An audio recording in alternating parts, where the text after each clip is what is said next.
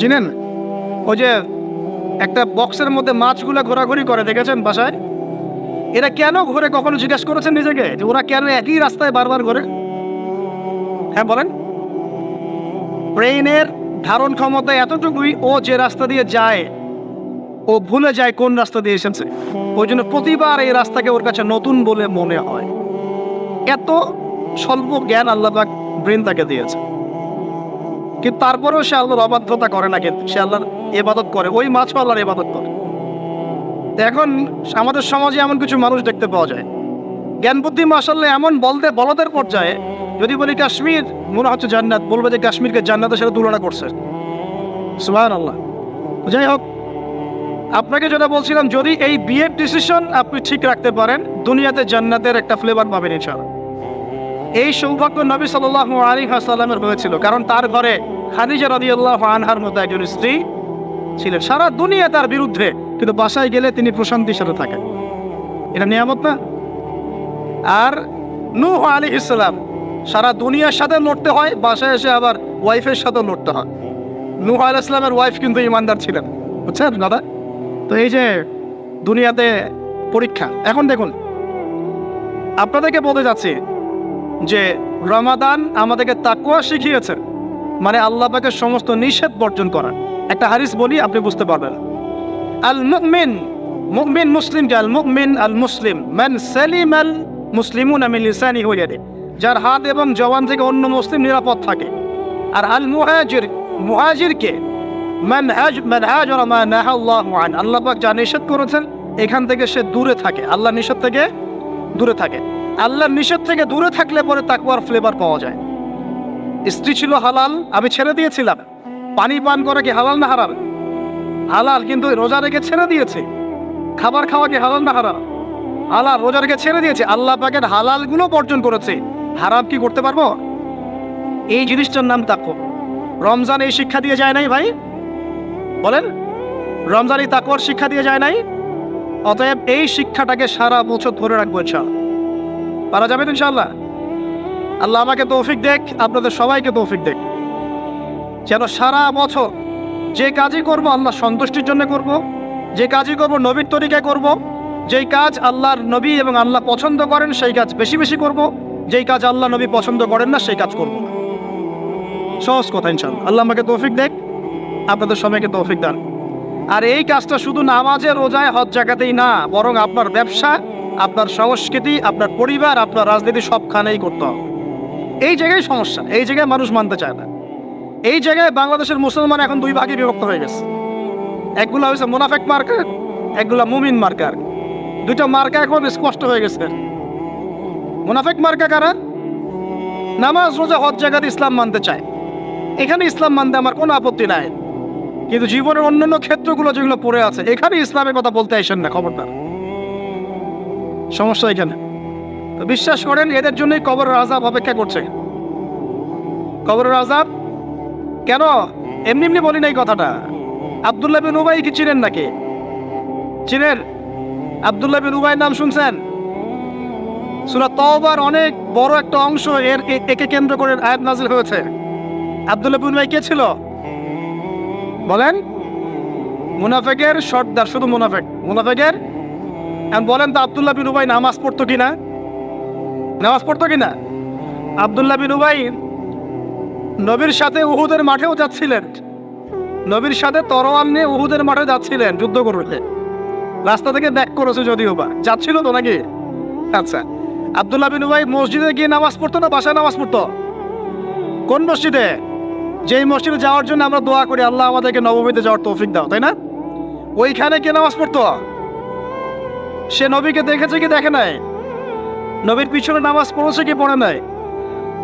এখন বলেন, তাহলে আব্দুল্লাহ বিন উবাই কেন জাহান্নামে যান? কেন তার কবরের সামনে নবীকে দাঁড়াতে আল্লাহ নিষেধ করলেন? কেন বললেন তুমি যদি 70 বার ইস্তেগফার করো মাফ করবো না? কেন বললেন? বলেন। সমস্যা একটাই, সে প্রকাশ্যে ইসলামের কিছু বিধানকে স্বীকার করলেও মন থেকে পরিপূর্ণ ইসলাম কোশ্চিনকালও স্বীকার করে নাই।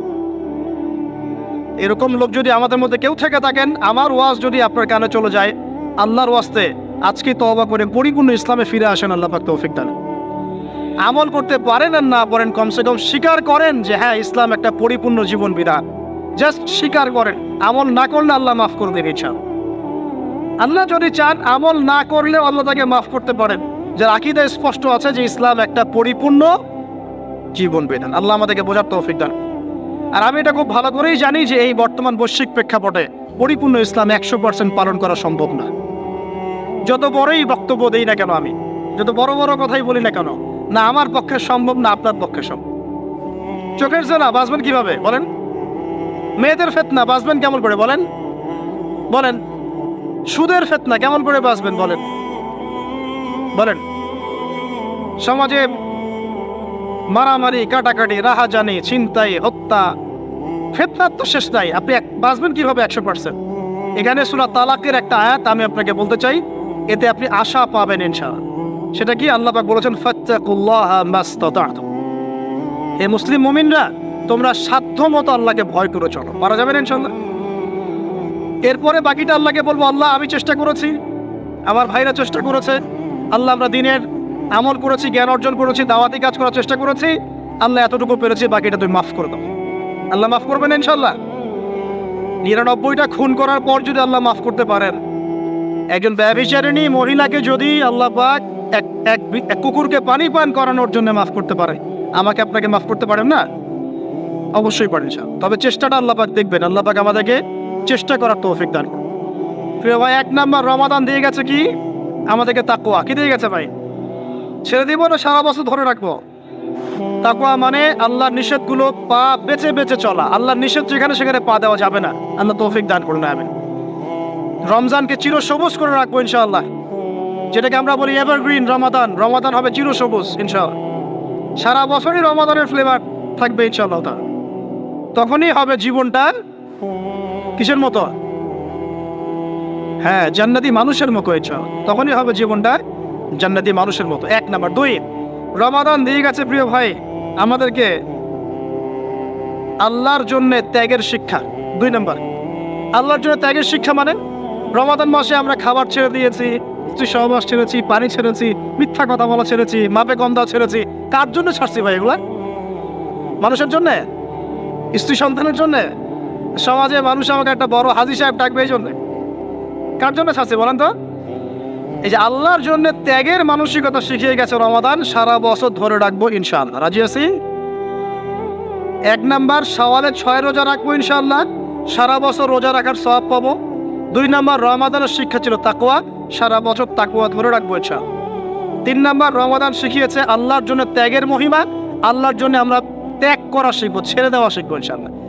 আর আমি আমার ক্ষুদ্র জীবনে অভিজ্ঞতা থেকে দেখেছি, ছেড়ে দেওয়ার মধ্যে সুখ আছে। আর মনে করেন কেউ আপনি গালি দিয়েছে, তো আপনি অনেস্ট, আপনি সৎ এবং আপনি কোনো অন্যায় করেননি, আপনি মাজলুম, তারপরে আল্লাহর সন্তুষ্টির জন্য ছেড়ে দিলে, আচ্ছা ছাক কিছু দিয়েছে বা ওকে কিছু বললাম না, ছেড়ে দেন। এই ছেড়ে দেওয়ার মধ্যে যে এত সুখ, এটা আপনি বুঝতে পারবেন না। এই সুখটা উপলব্ধি করেছেন স্বয়ং রাসূল সাল্লাল্লাহু আলাইহি ওয়াসাল্লাম। মক্কা বিজয়ের দিন ওই যে বহু মানুষ এসে কি বলেছিল? কি বলেছিল? ভয়ে কাঁপছে যে রাসূল সাল্লাল্লাহু আলাইহি ওয়াসাল্লাম তাদেরকে আবার মৃত্যুদণ্ড দেন কিনা। আচ্ছা না? আল্লাহ নবী বললেন যে লা তাসরিবা আলাইকুমুল ইয়াউমা, তোমাদের উপর আজকে আমার কোনো অভিযোগ নাই। ওয়া আনতুমুত তুলাকা, তোমরা মুক্ত, যাও, ছেড়ে দিল। এটা শান্তি। ইউসুফ আলাইহিস সালামের ভাইরা কুয়াতে ফেলে দিয়েছিল না? সেখান থেকে মিশরের বাজারে, সেখান থেকে রাজপ্রাসাদে, সেখান থেকে জেলখানায়, জেলখানা থেকে রাষ্ট্র ক্ষমতায়। কি লাইফ ট্র্যাজেডি, লাইফের ট্র্যাজেডি দেখেছেন? এখন ইউসুফ আলাইহিস সালাম যখন শেষে ভাইদেরকে চিনলেন, তিনি কি ভাইদের প্রতি প্রতিশোধ নিয়েছেন? বলেছেন যাও, মাফ করে দিলাম, ছেড়ে। এটাই শান্তি।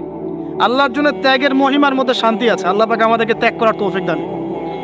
তাই বলে সব জায়গায় আবার ত্যাগ করা যাবে না, এটাও মাথায় রাখতে হবে। বুঝতে পারছেন না কথা বলে? মনে করেন যে আপনার পরিবারে আপনার বোনকে কেউ টিস করেছে, না বুঝতে পারি, ছেড়ে দিব? যা বাবা তুই টিস করেছিস, যা দিলাম, ছেড়ে। দেখো, মনে করেন যে কারো সমাজের মধ্যে কাউকে ধর্ষণ করা হচ্ছে, না বুঝতে পারি না, আর আমরা বলবো যে যাক মানবতা দেখালাম, ছেড়ে দিলাম। ইসলাম তো মানবতা ধর্ম, যাও ছেড়ে দিলাম, বললাম হবে? সব জায়গায় ইসলাম মানবতা শেখায় নাই, কারণ কোনো জায়গায় মানবতা না শেখানোটাই ফরজ। একজন চোরের উপর আপনি কি মানবতা দেখাবেন? একজন ধর্ষকের উপর আপনি কি মানবতা দেখাবেন? যে আরো ধর্ষণ কর বাবা, যা, উৎসাহ দিবেন? একজন খুনি, আপনি কি তাকে মানবতা দেখাবেন না ফাঁসি দিবেন? তো এই যে কিছু মানুষ এখন বলে ইসলাম মানে শান্তি, আর শান্তি মানে শান্তির সুবাতাস, বুঝছেন? ওরা ওই যে ইসলাম থেকে বদর, উহুদ, খন্দক, খায়বার সব কাট করে ফেলছেন। এগুলো ইসলামে নাই। ইসলামে শুধু আছে সালাম সালাম, আফসুস সালাম, খালি সালাম দিবা আর তোমরা কি করবো, খাবার খাওয়াবা, ব্যাস। আর ইসলামের যে আরো বড় বড় বিধানগুলো আছে এগুলো পাশ কাটিয়ে এড়িয়ে যাবে। ইসলাম তো শান্তির ধর্ম। আর বাবা শান্তি মানে কি? শান্তি মানে আল্লাহর বিধানগুলো মেনে নিয়ে আল্লাহর সামনে আত্মসমর্পণের মধ্য দিয়ে শান্তি অর্জন কর। এই হলো ইসলামের ডেফিনেশন। আল্লাহ পাক আমাদেরকে পূর্ণাঙ্গতা বোঝার তৌফিক দান করুন, আমিন। হ্যাঁ, যেটা বলছিলাম প্রিয় ভাইরা, অন্যের কষ্ট উপলব্ধি করে আমরা সারা বছর অন্যের স্বার্থকে অগ্রাধিকার দিব ইনশাআল্লাহ। যদি আমাদেরকে কেউ কষ্টও দেয়, আল্লাহর ওয়াস্তে মাফ করে দিবেন। তবে যেখানে মাফের কোনো সুযোগ নেই সেখানে মাফ করতে চায়। আল্লাহ পাক বোঝার তৌফিক দেয়। 4, রমাদান দিয়ে গেছে গরিবের কষ্ট উপলব্ধি করার মানসিকতা। যখন না খেয়েছিলাম তখন গরিবের কষ্ট বুঝি নাই। না খেয়ে থাকলে কেমন লাগে, পানি না পান করতে পারলে কেমন লাগে। হ্যাঁ, এটা আল্লাহ পাক কেন দিয়েছেন? যাতে করে আমরা সমাজের এই দুস্থ মানুষগুলোর কষ্ট বুঝতে পারি।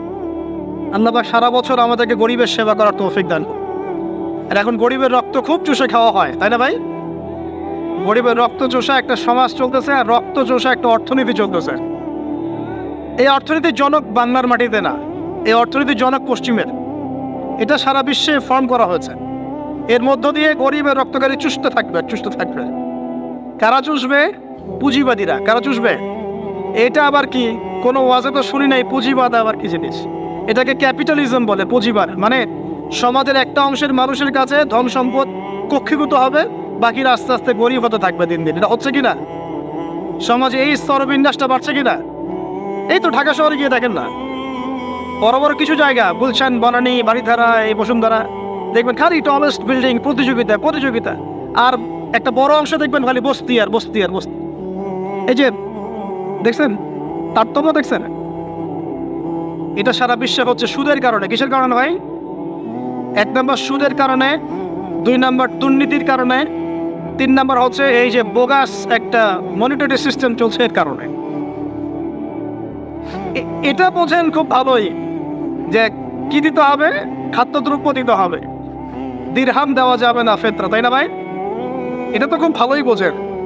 তো নবী সাল্লাল্লাহু আলাইহি ওয়াসাল্লাম যে গোল্ড দিনার আর সিলভার দিরহাম ইউজ করতেন, আপনি এখন কাগজের টাকা ইউজ করেন কেন? বলেন এখন কথা বলেন। এটা তো খুব ভালোই বুঝলেন যে খাদ্যদ্রব্য দিয়ে ফেতরা দিব। খাদ্য দিয়েছেন নবী, খাদ্যই দিব। চাল দিয়েছেন চাল, খেজুর খেজুর, কিসমিস কিসমিস। তাহলে নবী তো দিনার আর দিরহাম ইউজ করেছেন, তা আপনি এখন কাগজের টাকা ইউজ করেন কেন? আমি যে 5-10 বছর আগে বলছিলাম যে এই সিস্টেমটার মধ্যে সমস্যা আছে, তখন তো খারেজি মানলেন ফতোয়া। তখন তো খারেজি মানলেন ফতোয়া। এখন এতটুকু বুদ্ধি মাথায় আসে না? দিনার দিরহাম এটাই ইসলামিক কারেন্সি, এটাই ইসলামিক কারেন্সি। আমরা যেগুলো চালাচ্ছি এগুলো ইসলামিক কারেন্সি নয়, কিন্তু পুরো বৈশ্বিক প্রেক্ষাপটে আমরা মানতে বাধ্য হচ্ছি। ইসলামিক খেলাফতই ইসলামিক পলিটিক্যাল ভিউ, কিন্তু সারা বিশ্বে খেলাফত নাই, আমরা মানতে বাধ্য হচ্ছি। ডেমোক্রেসি, সেকুলারিজম মানতে বাধ্য হচ্ছি। এটা বাধ্য হয়ে আমরা করছি, কিন্তু তাই বলে তো ইসলামিক জিনিস আর অন ইসলামিক জিনিস একাকার হয়ে যায় নাই, হয়ে গেছে। পর্দা, শরিয়া পর্দা পুরো উপর থেকে প্রতিষ্ঠা নাই, অনেকেই বেপর্দায় চলছে। আমরা তো বেপর্দা সমাজে চলতে বাধ্য হচ্ছে, হচ্ছে না? হচ্ছে কি না? এটা বাধ্য হয়ে আমরা করছি, কিন্তু কেউ কি মেনে নিয়েছে এটা? এই ইন্টেলেকচুয়াল ল্যাকিংসের কারণেই তো আজকে এই অবস্থা। প্রিয় ভাইয়েরা, বোঝার চেষ্টা করেন গভীর থেকে। রমাদান মাস গরিবের কষ্ট উপলব্ধির মাস ছিল। আল্লাহ পাক আমাদের সবাইকে গরিবের কষ্ট বোঝার তৌফিক দান করুন। আর আল্লাহর ওয়াস্তে চেষ্টা করবেন গরিব মানুষকে খাওয়ানোর, এতিমের দায়িত্ব নেয়ার। প্রত্যেকটা এলাকায় এলাকায় এতিমখানা গড়ে তোলেন, এতিমদেরকে ফ্রি পড়াশোনার ব্যবস্থা করেন, তাদেরকে কোরআন শেখান, তাদের পিছনে টাকা ইনভেস্ট করেন, তাদের মাথায় হাত বোলান। আল্লাহ রহম করবে ইনশাআল্লাহ। আল্লাহ তৌফিক দান করে দেবেন। এরপরে রমজান শিখিয়ে গেছে আমাদেরকে 5 নাম্বার। বেশি লম্বা করবো না, আমি আপনাদেরকে বিরক্ত করতে যাচ্ছি না, আমি 10টা পয়েন্ট বলছি। 5 নাম্বারটা দেখুন, এটা মনোযোগ দেন, এটা খুব ইম্পর্টেন্ট। রমজান দিয়ে গেছে কোরআন। রমজান কি দিয়ে গেছে ভাই? এটাই তো সবচেয়ে বড় কথা নাকি? রমজানের সবচেয়ে বড় কথা কি? এই মাসে কি হয়েছে? কোরআন নাজিল হয়েছে। তো রমজান মাস চলে গেছে, কি আমরা কি কোরআনটাকে এখন বন্ধ করে রেখে দিব ভাই? রমাদান মাসে কারা কারা কোরআন খতম করেছেন হাত তোলেন মাসে? ওই যে বদরের যুদ্ধ হয়েছিল, মনে আছে? ওই যে প্রথমে বলেছিলাম, তো বদরের যুদ্ধটা ছিল জালেমের বিরুদ্ধে মাজলুমের অবস্থা। আবু জেহেলরা জালেম ছিল না, নবী সাল্লাল্লাহু আলাইহি ওয়াসাল্লাম তারা মাজলুম ছিলেন না? এই যে মাজলুমের লড়াই জালেমের বিরুদ্ধে, এটা সারা বছর কন্টিনিউ থাকতে হবে। এটা কেমন? আমাদের সবার নফসই এখন জালেম, জালেম কি না? নফস তো চায় উড়ে বেড়াতে, আল্লাহর বিধান মানতে চায় না, নামাজ পড়তে চায় না, দান সদকা করতে চায় না, যাকাত দিতে চায় না, সব দুনিয়াবি বিষয়ে ব্যস্ত থাকতে চায়। নফসকে আগে কন্ট্রোল করেন, নফসের জুলুমগুলো আগে দমন করেন। পরিবারে বহু জালেম আছে না? পরিবারের মধ্যে জুলুম বন্ধ করেন। তারপরে আস্তে আস্তে অর্থনীতি ব্যবসায় আসেন, এখানে জুলুম আছে না? এই জুলুম বন্ধ করার চেষ্টা করেন। তারপরে সমাজের মধ্যে অনেক জুলুম হয় না? এই জুলুমগুলো বন্ধ করার চেষ্টা করেন। বদরের চেতনা মানে হচ্ছে সর্বস্তরের জুলুমের বিরুদ্ধে মাজলুমের একটা অবস্থান। এই চেতনা রমজান শিখিয়েছে। তো প্রিয় ভাইরা, এই রমাদান চলে গেছে ঠিকই, আমাদের কাছে দিয়ে গেছে প্রথমত শাওয়ালের 6 রোজা, রাখবো তো ইনশাআল্লাহ? দিয়ে গেছে আমাদেরকে তাকওয়া অবলম্বনের মাধ্যমে আল্লাহ ভীতি অর্জন করবো তো ইনশাআল্লাহ। রমাদান দিয়ে গেছে আমাদের সবাইকে যে আমরা গরিবের কষ্ট উপলব্ধি করার চেষ্টা করব। আল্লাহ পাক তৌফিক এনায়েত করুন, আমিন। 4 নম্বর রমজান দিয়ে গেছে আল্লাহর জন্য ত্যাগের একটা মহিমা। আমরা আল্লাহ পাকের জন্য জীবনের সর্বস্তরে ত্যাগ স্বীকার করার মানসিকতা লালন করবো ইনশাআল্লাহ। তো এই যে ঘুমটা আপনি ঘুমাচ্ছেন, ইনশাআল্লাহ আপনার ঘুমটা কি হচ্ছে? ইবাদত হচ্ছে না? আলহামদুলিল্লাহ, আলেম যারা তাদের ঘুমও ইবাদত। যারা এই যে মুসলিম, মুমিন, মুত্তাকি, আলেম, তাদের ঘুমগুলো কি ইবাদত। এখন ঘুমান শেষ, ঘুমের মধ্যে যদি দুঃস্বপ্ন দেখেন তাহলে আপনি বাম দিকে 3 বার থুতু ফেলবেন, ফেলে আউযু বিল্লাহি মিনাশ শাইতানির রাজিম পড়বেন, পরে পাশ পরিবর্তন করে আবার ঘুমাবেন। এটা হয় না ঘুমের মধ্যে অনেক সময়? অনেকে বোবা ধরে, শ্বাস নিতে পারে না। এগুলো এজন্যই হয় কারণ তারা ঘুমানোর আগের জিকির আজকারগুলো করেন। নিয়মিত করলে এগুলো সমস্যা ইনশাআল্লাহ হবে না। আপনি নিজের ভালো নিজেই বোঝেন, হুজুরের কাছে দৌড়ানোর দরকার নেই এত বেশি। নিজের বাচ্চাকে এত দৌড়ানো, এই কবিরাজ ওই কবিরাজ, ওইখানে তাবিজ, এত তো দরকার নাই। তো নিজের আমল নিজে করেন, দেখবেন আপনি আল্লাহ পাকের পক্ষ থেকে নিরাপত্তার মধ্যে আসবেন ইনশাআল্লাহ। আল্লাহ তৌফিক দান করুন, আমিন। এরপরে ঘুম থেকে উঠলেন, চেষ্টা করবো আমরা ঘুম থেকে ওঠার কয়টার সময়? 5টায় যদি ফজরের নামাজ হয় বা 4:30টায় যদি ফজরের নামাজ হয়, মিনিমাম 4টায় উঠতে হবে। কয়টায়? 4টায়। এই জন্য যদি অ্যালার্ম দেন করিতে, অ্যালার্ম দিবেন প্রত্যেক 1.5 ঘন্টা পর পর। মনে করেন যে আপনি 1.5 ঘন্টা ঘুমাতে যাচ্ছেন, তাহলে 1.5 ঘন্টা পরে অ্যালার্ম সেট করবেন, অথবা 3 ঘন্টা পর, অথবা 4.5 ঘন্টা, অথবা 6 ঘন্টা, মানে 1.5 ঘন্টার গণিতক দিয়ে আপনি অ্যালার্ম সেট করবেন, দেখবেন উঠতে পারবেন খুবই ইজিলি। এতে 1.5 ঘন্টায় আপনার ঘুমের সার্কেলটা পূর্ণ হয়। একটা ঘুমের সার্কেল পূর্ণ হতে আমাদের মাথায় তো রেস্টের দরকার আছে, এটা পূর্ণ হতে 1.5 ঘন্টার মতো সময় লেগে যায়। তো এটা একটা ট্রিক বললাম আপনাদেরকে, আপনি করতে পারেন, উপকৃত হবেন ইনশাআল্লাহ। তো ফজরের নামাজের মিনিমাম আধা ঘন্টা আগে আমাদেরকে ওঠার অভ্যাস করতে হবে। এই যে ঘুমটা ভাঙলো, ভাঙার সাথে সাথে কি করবো? ভাঙার সাথে সাথে আল্লাহ শুকরিয়া, আলহামদুলিল্লাহিল্লাযী আহইয়ানা বা'দা মা আমাতানা ওয়া ইলাইহিন নুশুর। ব্যাস, এই যে ইবাদত হয়ে গেল। এবার আপনি আরেকটা দোয়া পড়বেন, এটা শিখে নেন। আপনি পড়বেন লা ইলাহা ইল্লাল্লাহ ওয়াহদাহু লা শারীকা লাহু লাহুল মুলকু ওয়া লাহুল হামদ ওয়া হুয়া আলা কুল্লি শাইইন কাদির সুবহানাল্লাহ আলহামদুলিল্লাহ ওয়া লা ইলাহা ইল্লাল্লাহ আল্লাহু আকবার লা হাওলা ওয়া লা কুওয়াতা ইল্লা বিল্লাহ আল্লাহুম্মা ইগফিরলি। এটা পড়ার পরে হাত তুলে দোয়া করেন, যা দোয়া করবেন তাই পাবেন ইনশাআল্লাহ। এটা জানতেন? জানতেন না? তো এই দোয়াটা হচ্ছে দোয়া কবুলের অস্ত্র। ঘুম থেকে ওঠার পর যদি এই দোয়াটা করে দোয়া করেন, ইনশাআল্লাহ দোয়া কবুল হয়ে যাবে ইনশাআল্লাহ। আমাদের জীবনে চাওয়া পাওয়ার কি অভাব আছে? প্রচুর চাওয়া পাওয়া। বৈধ চাওয়া পাওয়াগুলোকে পাওয়ার জন্য আল্লাহর সাথে সম্পর্ক করতে হয়, আর আল্লাহ পাকের সাথে সম্পর্কে কিছু ওসিলা, মাধ্যম লাগে। এই দোয়াগুলো হলো মাধ্যম, আমলগুলো হচ্ছে মাধ্যম। তো আল্লাহ পাক যেমনটা বলেছেন, ফাযকুরুনি আযকুরকুম ওয়াশকুরুলি ওয়া লা তাকফুরুন, তোমরা আমাকে স্মরণ করো, আমিও তোমাদেরকে স্মরণ। আল্লাহ পাক তো এভাবে বলেছেন, যখন একজন মানুষ মনে মনে আমাকে ডাকে, আমিও মনে মনে ওকে স্মরণ করি। মনে করেন আপনি মনে মনে আল্লাহকে বলছেন, আল্লাহ আমি অসুস্থ, আমাকে শেফা দাও, বা আমার রিজিকের টেনশন আছে, আমার রিজিকের টেনশন দূর করে দাও, আল্লাহ আমাকে হেফাজত করো, আল্লাহ আমাকে দিনের জ্ঞান দাও, তোমার আনুগত্য করার তৌফিক দাও। যে মনে মনে আপনি আল্লাহকে ডাকছেন, নিঃসন্দেহে ওই মুহূর্তে আল্লাহ পাক আপনাকে স্মরণ করছে। সাত আসমান ভেদ করে আরশের উপর থেকে আল্লাহ পাক আপনাকে স্মরণ করছেন। আল্লাহ পাক বলছে, যখন একজন মানুষ জনসমক্ষে আল্লাহকে স্মরণ করে, যেমন আমরা এখন করছি, জনসমক্ষে সবার সামনে আল্লাহর কথা আলোচনা করছি, আল্লাহ পাক বলছেন আমিও তখন এর চেয়ে অনেক উত্তম জনসমাবেশে ওই বান্দাদের কথা স্মরণ করি। এই মুহূর্তে আল্লাহ পাক আমাদের কথা স্মরণ করছেন। আমাদের কোনো ফিলিংস আছে? আল্লাহ আমাদের কথা স্মরণ করছেন, ওই যে যুবক ছেলে বসে বসে ফোন টিপছে, কোনো ফিলিংস আছে? মানে মনস্তাত্ত্বিক ভাবে অন্তরে যখন নূর থাকে না, পাপ করতে করতে যখন অন্তরটা কলুষিত হয়ে যায়, কোনো ফিলিংস কাজ করে না। খুন করবে, কোনো ফিলিংস নাই। সুদ খাচ্ছে, কোনো ফিলিংস নাই। জেনা করছে ডেইলি, কোনো ফিলিংস নাই। দেখবেন ঘুষ নিচ্ছে, দুর্নীতি করছে, মানুষের সম্পদ আত্মসাৎ করছে, যারা বলবেন ফিলিংসও নাই যে আমি একটা পাপ করছি। কখন এরকম হয় জানেন? যখন এক কথায় যখন মানুষ পাপ করতে করতে করতে করতে, এই যে কলব বলে একটা কথা আছে, এই কলবের উপরে কালো কুৎসিত একটা মরিচা পড়ে যায়, তখন আর ফিলিংস কাজ করে না। তো ফিলিংস কাজ করানোর বুদ্ধি কি? দুইটা বুদ্ধি আছে। এক, বেশি বেশি কোরআন তেলাওয়াত করা, তাহলে অন্তরের মরিচা দূর হয়ে যাবে ইনশাআল্লাহ। আর দুই হচ্ছে বেশি বেশি মৃত্যুর কথা স্মরণ করা, তাহলে মনের মধ্যে যে কালিমাগুলো আছে আস্তে আস্তে দূর হবে ইনশাআল্লাহ। মৃত্যুর কথা কে স্মরণ করে? এখন মানুষ তো চলাফেরা করে এমন ভাবে যে কোনোদিন মরবেই না। কে স্মরণ করে? যে টেবিলের তল দিয়ে ঘুষ নিচ্ছে, ও স্মরণ করে মৌতের কথা? যে মেয়েটা বোরখা পরে যে ডেটিং করে বেড়াচ্ছে, জেনা করে বেড়াচ্ছে, ও কি মৃত্যুর কথা স্মরণ করে?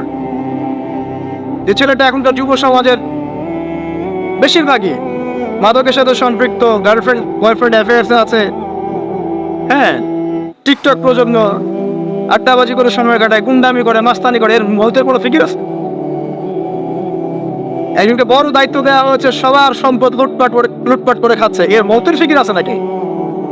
এর মধ্যে ফেরাউনি চেতনা এসেছে, আনা রব্বুকুম বলে আলা, আমি মহান রব, আমি তোমাদের মহান রব। ওদের মধ্যে ওই চেতনা কাজ করছে যে সূরা মুমিনুনে যেটা বলা আছে যে আমরা এখানেই জন্ম নেই, এখানেই মারা যায়, আমরা পুনরুত্থিত হব না। ইন হিয়া ইল্লা হায়াতুনা দুনিয়া নামুতু ওয়া নাহইয়া ওয়া মা নাহনু বিমাবউসিন। আমরা এই দুনিয়াতেই বাঁচি, দুনিয়াতেই মরি, আমাদের কোনো পুনরুত্থানের কিছু নাই। এদের চেতনায় আমরা কে ফিকির করে মত? অথচ আপনি দেখছেন যে প্রতিনিয়তই কোনো কারণ ছাড়াই মানুষ নাই, কোনো কারণ লাগে না। এখন তো কারণ ব্যাখ্যা করতে আমরা পছন্দ করি, এই কারণে ওইটা হয়েছে, ওই কারণে এটা হয়েছে। এটাকে বলে কার্যকারণ তত্ত্ব। দর্শনের ভাষায় কি বলে? কার্যকারণ তত্ত্ব। এটা আপনারা ফিলোসফি পড়লে বুঝবেন। প্রত্যেকটা কাজের পিছনে একটা কারণ থাকে, আমরা কারণটা সার্চ করি বেশি। এখন কারণ ছাড়াই মানুষ ডেড। এই যে যাচ্ছে, উপরে একটা সুন্দর করে বড় একটা পাথর ঝুলছে, সব পাস হয়ে যাচ্ছে ওখান থেকে। মানে রাস্তায় কাজ চলছে, উপরে আবার এটা ঝুলছেও, আর মানুষ আবার অন্যস্তে যাতায়াত করছে।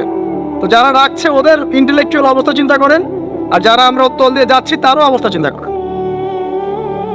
বুদ্ধিভিত্তিক ভাবে আমরা কোন জায়গায় চিন্তা করেন? মানে মানুষ বিজি রোড দিয়ে যাচ্ছে, ওখানেই কাজ হচ্ছে, আবার যেখানে কাজ হচ্ছে দেখছি সেখানে আমরাও আবার তল দিয়ে যাচ্ছি।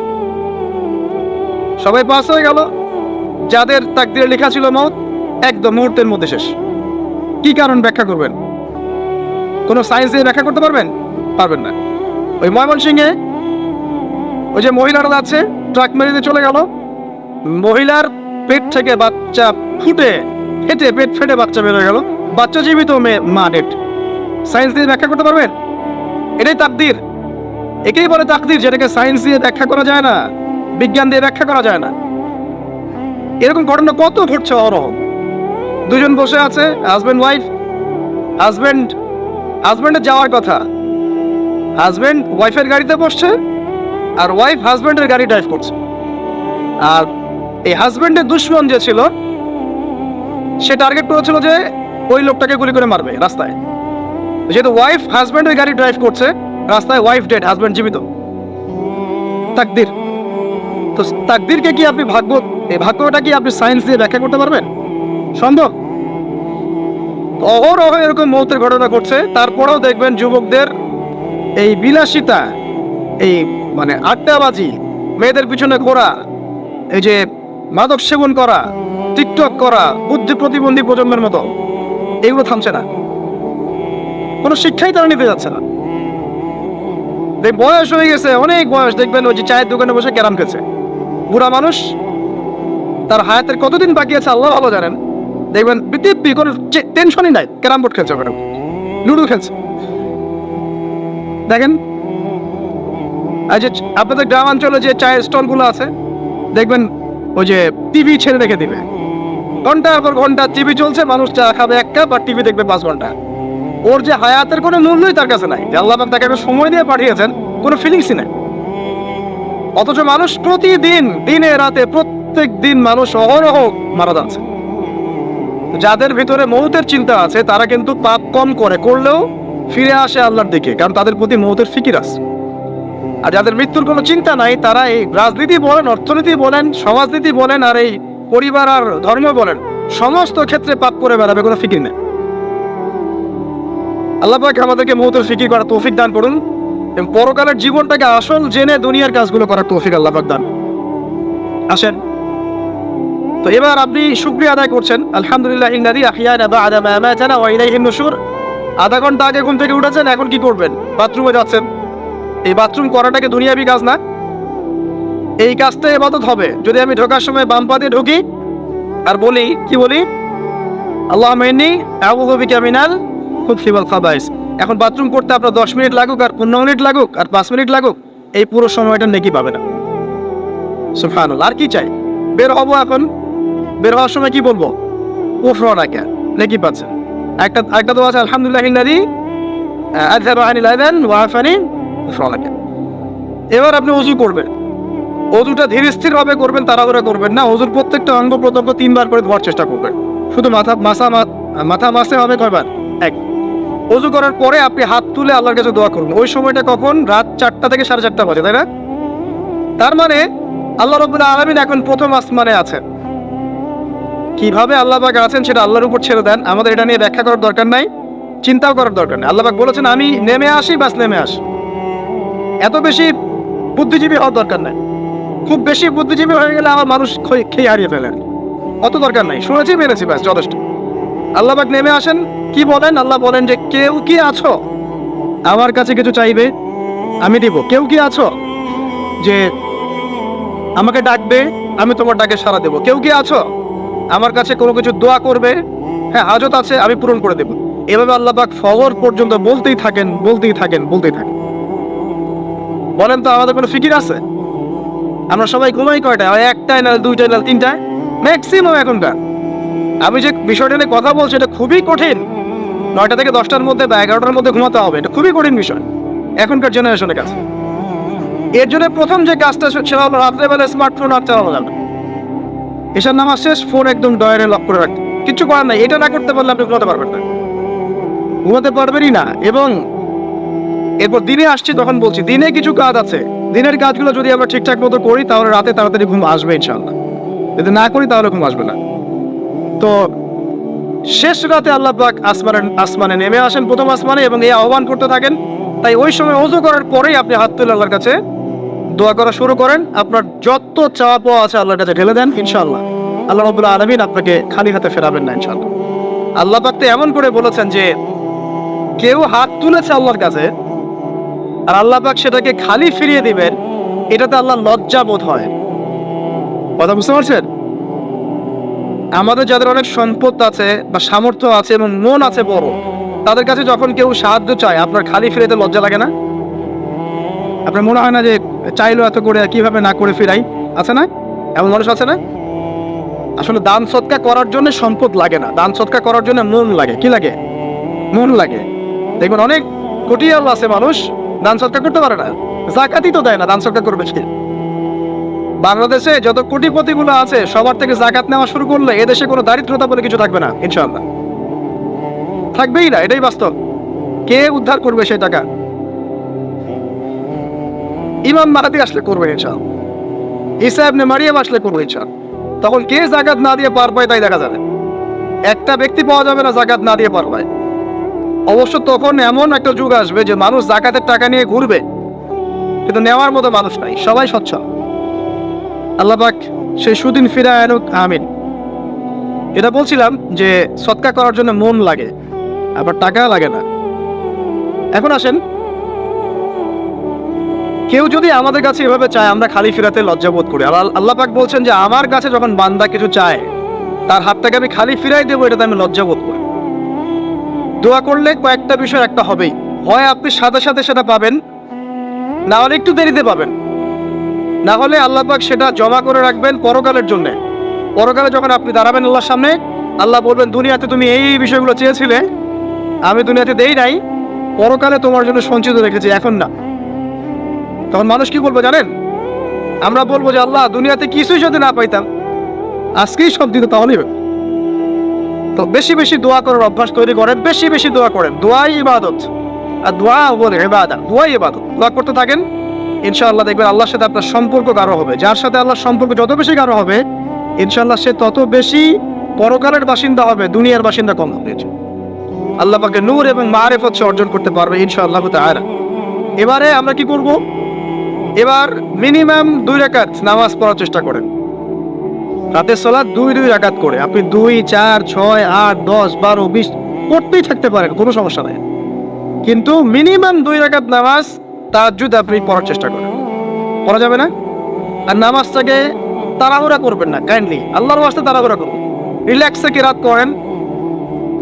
করেন, রুকুতে সময় দেন, সেজদায় সময় দেন, 2 সেজদার মাঝখানে সময় দেন, শেষ বৈঠকে দোয়াগুলো করেন, তারপর ধীরে স্থিরভাবে সালাম ফিরান, হাত তুলে দোয়া করেন, সময় দেন। কারণ আমি কি বলছি, সূরা জারিয়াতে 56 নম্বর আয়াতে আল্লাহ পাক বলেছেন দুনিয়াতে পাঠিয়েছি শুধু আল্লাহর ইবাদত করার জন্য। তো যে কারণে এসেছি, এটাতে এত তাড়া কিসের? অনেক মসজিদে নামাজ পড়লে মনে হয় ইমাম সাহেবকে বলি যে আপনার কি পেশাব পায়খানার চাপ নিয়ে নামাজ পড়ান? এমন অনেক মসজিদে নামাজ পড়েছি, মনে হয় ইমাম সাহেবকে ডেকে একটু কানে কানে বলি যে ভাই আপনার কি পেশাব পায়খানার চাপ আছে? আর 4 রাকাত নামাজ 3 মিনিটে শেষ, 4 রাকাত নামাজ 4 মিনিটে শেষ, এত তাড়াহুড়ার কি আছে? হ্যাঁ, জামাতে নামাজ সংক্ষিপ্ত করতো, তাই বলে কি এত সংক্ষিপ্ত নাকি রুকু করার টাইম পাওয়া যায় না, সেজদা করার টাইম পাওয়া যায় না?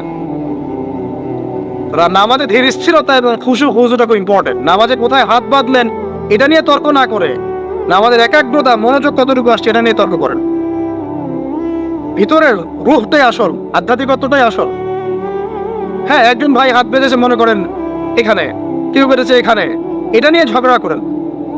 দেখেন নামাজে কতটুকু ফোকাস, মনোযোগ কতটুকু থাকছে, কতটুকু নামাজে আপনি দোয়া করতে শিখছেন, সেজদায় আল্লাহকে পাইতে শিখছেন। নামাজ পড়ে কি ফিল হচ্ছে যে আমি আল্লাহর সাথে কথা বলছি, আল্লাহ আমার কথা শুনছেন? আমরা তো মেকানিক্যাল নামাজ অভ্যস্ত এখন।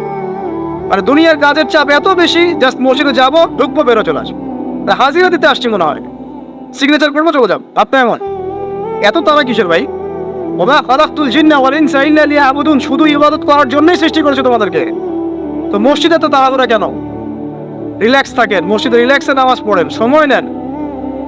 ফজরের নামাজ পড়ার আগে আপনি বাসার থেকে 2 রাকাত সুন্নত পড়ে আসতে পারেন, এটা আরেকটা ভালো আমল। কারণ নবী সাল্লাল্লাহু আলাইহি ওয়াসাল্লাম সুন্নত নামাজগুলো কি করতেন? বাসায় পড়তেন। এতে বাসার মধ্যে বরকত হবে, শয়তান দূর হয়ে যাবে। এই যে তাহাজ্জুদ আপনি 2, 4, 8, 10 যত পারেন পড়েন, মিনিমাম 2 রাকাত পড়েন, ধীর স্থিরভাবে পড়েন। নামাজ শেষ করে আবার আল্লাহর কাছে দোয়া করেন, দেখবেন যে ইনশাআল্লাহ আপনার দোয়া কবুল হবে। আর দোয়া যে কবুল হয় এটা আপনি নিজেই বুঝতে পারবেন, নিজেই বুঝবেন, কারো কাছে যাওয়া লাগবে না। এবার ফজরের সালাতের সময় হয়ে গেল, আজান হচ্ছে, আজানের জবাব দিব, দিয়ে বাস হেঁটে হেঁটে মসজিদ, প্রত্যেক পদক্ষেপ হেঁটে যাব আর দোয়া করব। কি দোয়া করব? যে আল্লাহ আমাকে নূর দান করো। কি দান করো? আল্লাহুম্মা ইজআল ফি কলবি নূরা ওয়া ফি লিসানি নূরা ওয়া ফি সামঈ নূরা ওয়া ফি বাসরি নূরা ওয়া আন ইয়ামিনি নূরান ওয়া আন শিমালি নূরান ওয়া মিন ফাওকি নূরা ওয়া মিন তাহতি নূরা আল্লাহুম্মা ইজআল ফি নাফসি নূরা।